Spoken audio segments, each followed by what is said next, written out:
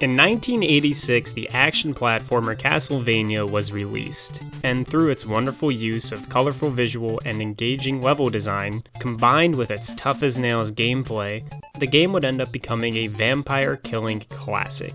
The success of Castlevania would lead to sequels that branch off into varying degrees of reception. Eventually, in 1997, a Castlevania game would be released for the Sony PlayStation, and it'd be a title that would help inspire a whole genre of games to come.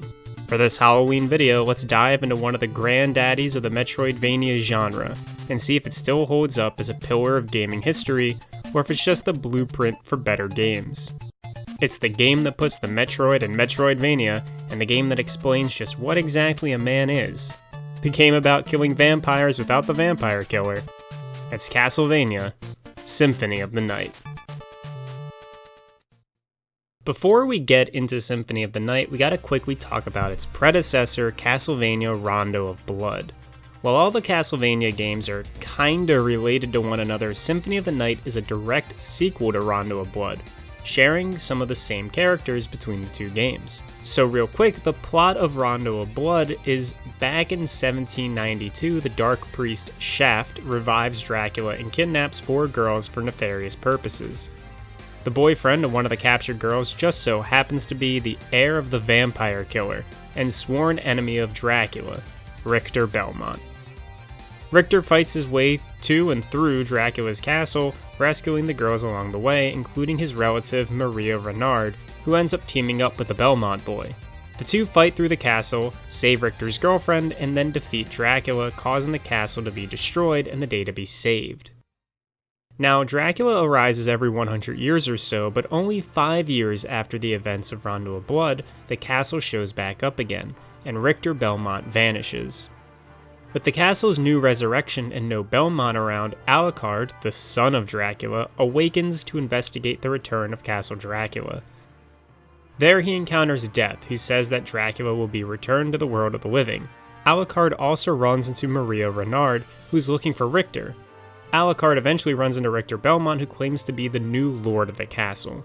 Our vampire hero runs around some more until finally, at the top of Dracula's castle, Richter and Alucard have a confrontation where the human explains that the Belmonts live to fight Dracula, and since he already defeated the Dark Lord, he has little purpose in life now. Richter dreams of a never-ending battle against himself and Dracula, to always have a purpose, to always be a Belmont, and so he intends to resurrect the Dark Lord. In their fight, Alucard kills Richter and the castle crumbles. The day is saved, but the Belmont line solemnly ends in silence.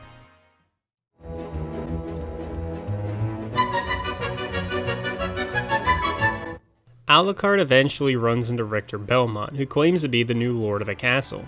After exploring the castle some more, he runs into Maria again and tells her that Richter is responsible for the return of Castlevania, and Maria can't believe it. The two investigate more of Castle Dracula, collect some items, and then rush up to the top of Dracula's castle, where there, Richter and Alucard have a final confrontation, where Richter explains that the Belmonts live to fight Dracula, and since he already defeated the Dark Lord once, he has little purpose in life now. Richter dreams of a never-ending battle against himself and Dracula, to always have a purpose, and to always be a Belmont, and so he intends to resurrect the Dark Lord. During the fight, Alucard destroys a spiritual orb hovering around Richter, which turns out to be the spirit of the Dark Priest Shaft. It's revealed that Shaft has basically mind-controlled Richter into becoming a puppet to help return Dracula back into the world of the living. Upon subduing Richter and exposing Shaft, a second castle appears, but this time, it's upside down. Alucard leaves Maria and Richter behind as he goes off to the second castle to defeat Shaft and stop the summoning of the Vampire Lord. Alucard kills some monsters in the castle, fights Shaft, then has a showdown with his father.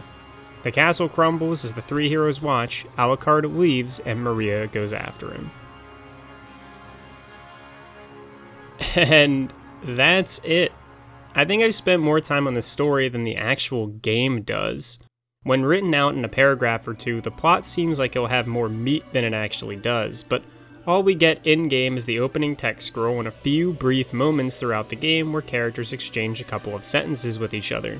Symphony of the Night also has 3 endings: the bad ending, where Richter dies, the good ending, that Alucard runs off on his own, and the 200% ending, with Alucard and Maria leaving Richter behind after the castle crumbles. I always liked the good ending, since it felt more natural for Maria and Richter to leave together, since Alucard doesn't really talk to Maria that much, or anyone really, after the second castle appears. Either way, it's a bare-bones story, and the game doesn't focus that much on it, which is fine, so it's not that big of a deal when the story leans more on the bad and campy side. Gameplay-wise, Symphony of the Night is very iconic. It is very much a 2D platformer like the previous entries in the Castlevania series, but what makes it different is the RPG mechanics added. Symphony of the Night introduces leveling, equipment, a mana bar, and stats that affect certain aspects of gameplay. And in this Castlevania, you don't play as a Belmont, instead you play as Alucard, the son of Dracula. And so, Alucard doesn't play like a typical Belmont protagonist. He's got solid mid-air control, fast attacks, and some bonus abilities. Throughout the game, Alucard can acquire new pieces of gear which he can use to gain special effects, increase his damage, and reduce the damage he takes, or even increase his mana pool. The game essentially just takes the systems from RPGs and puts them into a 2D platformer, and having a progression system like leveling adds to the overall feeling of growth as you make your way throughout Dracula's castle. In Soten, you not only unlock new weapons, items, and abilities while traveling throughout the game, but you also gain stats through leveling up, which adds to the overall positive character progression system. You start the game off wearing arguably the best gear in the game, and at level 1. Shortly after you start the game, Death will show up, and in what will eventually become a common trope in video games, he'll take away all of your sweet gear. So you need to level up and find what weapons and armor you can that are lying around Dracula's castle, in order to progress deeper into the game. Now the weapons you pick up are pretty cool since they aren't just stat sticks, they can actually be pretty different. Some weapons have different animations, different attacks, or they can even have some special properties to them. And Symphony of the Night has a ton of different weapons to play around with. Combat, in general, is a good time. You have your basic melee attacks, but you also get spells that let you teleport, shoot fireballs, and steal souls. The sub-weapons also return, like axes and daggers, and you get special moves, secret abilities, familiar sidekicks, and animal transformations. Whew! There's a lot of stuff that's packed in the Symphony of the Night, and most of it is viable, so you can equip Alucard with whatever gear beefs up the gameplay style you gravitate towards the most. The combat actually gets a lot of time to shine with plenty of enemies and bosses, all boasting a variety of moves, all of which are curved fairly well, providing ample targets for all of your weapons and magic. The difficulty curve of the game is actually pretty solid. Bosses scale up in difficulty as you progress through the game, and even the normal enemies bump up in difficulty over time. Honestly, the vast array of enemies and their unique movesets end up ramping the challenge factor in the game way up. You start off fighting some basic zombies and skeletons, then some armored knights, and then eventually Cthulhu monsters that shoot laser beams. It gets crazy. On the non-combat side of mechanics, Castlevania Symphony of the Night also has a bunch of fun movement abilities alongside its cool combat ones. From the get-go, Alucard can run, jump, and backdash. Nothing too special. But as the game continues, he can bounce off of enemy heads, double jump, super jump, turn into a dog and run around, turn into a bat and fly around, as well as ram into enemies, or turn into a mist to pass through barred areas. And honestly, the movement in this game feels so good. Alucard feels fast but also precise. I feel like I'm always in perfect control of my little vampire boy, and the movement just flows so well. Just going from backdashing into a double jump into turning into a bat to blaze through some long open room, it feels really good. The speed and mobility and just overall control of Alucard's movement is so well designed, and it's hard to describe what makes something feel good to play, but Symphony of the Night just feels good to play. Symphony of the Night is a 2D Metroidvania, but since it is the Vania part of Metroidvania, it's worth giving a bit of an overview of exactly what the level design of a Metroidvania is like. So this Castlevania is one giant sprawling map, instead of being split up into two individual levels like previous Castlevania games. In Symphony of the Night, Alucard can run all the way from the start of the game to the end of the game, and then back to the start of the game again, or go dive off into a hidden area, all within the same level. The map of Castlevania is split up into different sections, most of which are locked or blocked off, requiring the use of specific items to gain access to. The way things work in Castlevania kinda go like this. Let's say you need to get to the second floor of the library, but first you need to find a way to get up there. The only other route available to you is a locked door. So you go off and buy a key that lets you open up the locked door that leads you to the chapel. You go through the chapel and find the ability to double jump. Now with double jump, you're able to reach the second floor of the library. But once you go through the second floor, you reach a barred wall that says, "Mist could pass." So now you have to investigate the map again and see if there are new areas you can get to now that you have double jump unlocked. Eventually, you'll unlock the Mist ability, head back to the library, and then acquire your new item that lets you progress to the next few areas. There isn't a flag or a boss battle indicating the end of a level, or even written out directions on what you need to do or where you need to go. In Symphony of the Night, you go down paths to explore until you are able to discover new ways of progressing throughout the castle, either by finding new routes or unlocking new abilities. It's a very rewarding feeling of discovering ways to move about the castle or figuring out how to get to where you want to go or what items you'll need to get there. Even though the whole game takes place inside a castle, the different areas of the castle are able to feel distinct, carrying their own enemies, color palettes, music, and designs that add so much to the character of the game overall. The castle layout is much like a circle. You can see this the easiest by looking at the warp rooms that are laid throughout the map. Once you gain access to all of the areas of the castle, it becomes easy to plan routes to traverse from location to location. The warping is nice as well, kinda like old school fast travel, but the warp rooms are usually located right before an area, so it only cuts back on some small travel time. However, there is a common problem with Metroidvanias, and almost everyone has it, and that's the stuck moment. It's the moment in the game where you feel like you've gone everywhere, but you haven't been able to make any sort of progression. I think the most common place that happens in Symphony of the Night for people, or at least where it happened to me, was getting down below this bridge. This area is easily forgettable, and also it never occurred to me that I would have to break the bridge to get underneath it. I kinda figured at the time that that was the exit of a hidden optional area. It turns out I was wrong, and that's the entrance to a required area, and you get to it by flying over a waterfall after obtaining the bat transformation and leading a gorilla skeleton over to it so he can blow it up.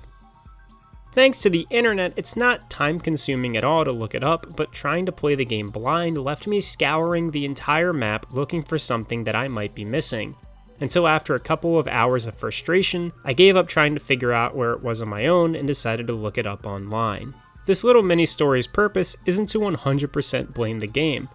I love the lack of markers, and I love the player-driven exploration of Symphony of the Night, but getting stuck or lost is the trade-off for not having in-game markers or guides, and it wouldn't be fair to just blindly praise the game without acknowledging some of its weaknesses. Speaking of weaknesses, after the fight with Richter, the second castle shows up, and that second castle almost feels like padding.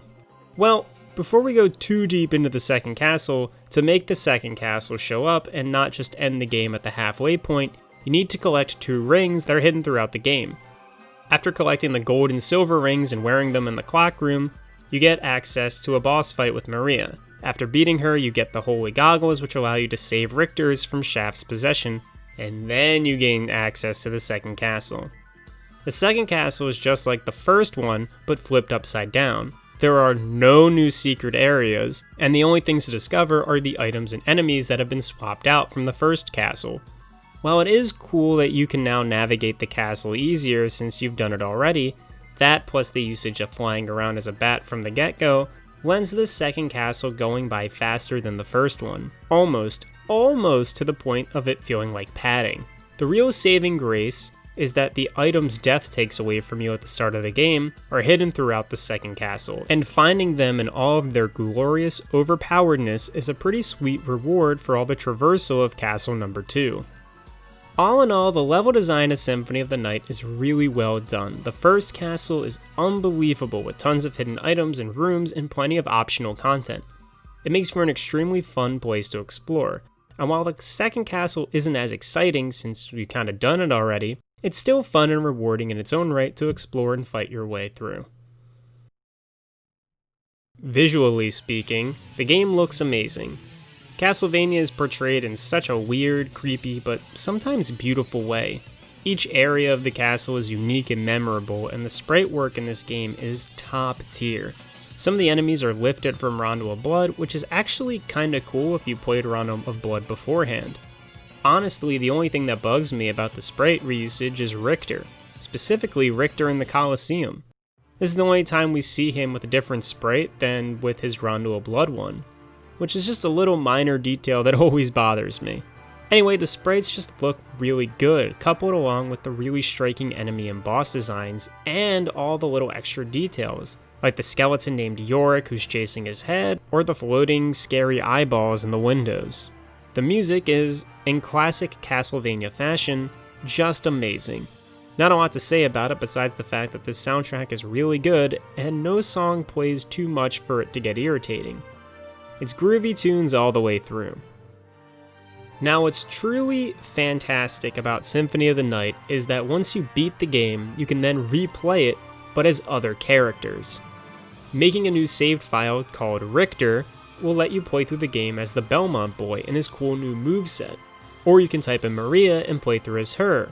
You also unlock 2 other ways to play the game. By typing in this satanic ritual, you can play through the game with a massively increased luck stat, but have every other stat greatly reduced. Or you can type in Axe Armor, which lets you play through the game in my personal favorite way to play. I always love when games give incentives to play it again, and by adding totally different characters and builds that can change up the whole experience offered, I'm all on board for that. The additional content is awesome, and they're like icing on the cake. Like, they definitely aren't necessary, and the game is already really fun without them, but the extra modes add a lot more.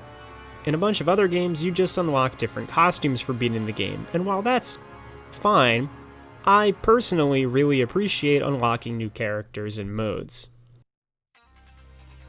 And speaking of other ways to play the game, speedrunning Castlevania Symphony of the Night is another way to play through the game. After I beat Symphony of the Night for the first time, I immediately went to replay the game again, and this time plan out my routes and my boss orders and the items I wanted to unlock first. I really enjoy watching speedruns and planning routes and trying to beat games quickly. And there are some really cool and easy speedrun tricks you can do that make blasting through the game its own unique experience. Like start the game off, then dash back to perform death skips so you keep all of your endgame armor, then bash stack shield cancel your way over to the elevator to unlock wolf form. And what's cool about wolf form is that there's like a little glitch that if you jump as a wolf then turn back to Alucard, you can do a dive kick before you hit the ground. You can do this dive kick in the clock room to skip needing double jump to get to the Colosseum. Once there, you can pick up the shield rod, and because you never lost the Alucard shield, you can then unlock unlimited power, snag the mist upgrade, and warp back to the library where you lead some books over to the second floor ledge, do the wolf dick kick again, and shoot your way down to unlock bat form. And then, play the game normally, but without double jump, and also with an early Alucard shield, because I don't know any more speedrunning tricks. But I am able to beat the game in around an hour, and that's pretty cool. The tech is cool, and the sequence breaking is actually really dope and easy to do also. And just the fact that this option exists in the game, and that it's so easy and beginner friendly, makes it worth including. I mean, if I can do it, anybody can do it. Castlevania Symphony of the Night is a massively influential game. A game whose half of a name is a whole genre type, and while it takes a level design philosophy inspired by Super Metroid, the added RPG elements and focus on melee combat and spells, as opposed to missile-locked doors and weapon upgrades, would have Symphony of the Night stand on its own, and it itself would go on to inspire several other 2D action RPGs with similar level design philosophies. It's a great game, and it makes sense that so many other great games down the line would later be inspired by it. For me, Symphony of the Night is a fantastic experience, one that offers up a bunch of different ways to play and routes to take. It's a game based around exploring a reasonably sized map at your own pace and rewarding you for finding hidden secrets and backtracking. While there are a few problems with the game, overall, it's one of my favorites, and for me, it's one of the best games ever.